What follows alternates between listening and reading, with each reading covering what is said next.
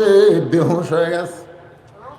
মা যখন বেহুশ হয়ে যায়, এদিকে বাচ্চাকে গোসল করানোর পরে নারী কাইটা যখন বাচ্চা মায়ের বুকে দেয়, ওই বাচ্চার পরশে মা হুঁশ ফিরে পায়। হুঁশটা ফিরে পাইয়া ওই বাচ্চাকে মুখের কাছে নিয়ে জিব্বা বের করে একটা চুমা খায়। দাদি নানি তিরস্কার করে বলে, লাত্তি দিয়ে ফেলা দে, লাত্তি দিয়ে ফাইলে দে। যার প্রসবের সময় তুই গলার দড়ি দিবার চাইলি, বিষ খাবার চাইলি, তোকে এত কষ্ট দিয়ে এত রক্ত বের করে তুই রক্তের সাগরে ডুব দিলি, সেই বাচ্চাকে কোলে নিস না রে, তাকে তুই লাত্তি দিয়ে ফেলে দে। মা তখন মুচকি মুচকি হাসের বলে, দাদি কষ্টের পরে এমন শান্তি আগে জানি না।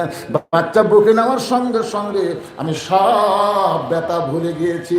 15.5 বছর হাসিনা জিয়াহারি আলেমদেরকে নির্যাতন করেছে, প্রসব ব্যথার মতন নির্যাতন করেছে, অনেককে ফাঁসি দিয়েছে, অনেককে জেলে দিয়েছে, অনেককে জেলখানায় বন্দি করে রাখছে, বাদানকে গুম করে চায়না ঘরের মধ্যে রাখছে।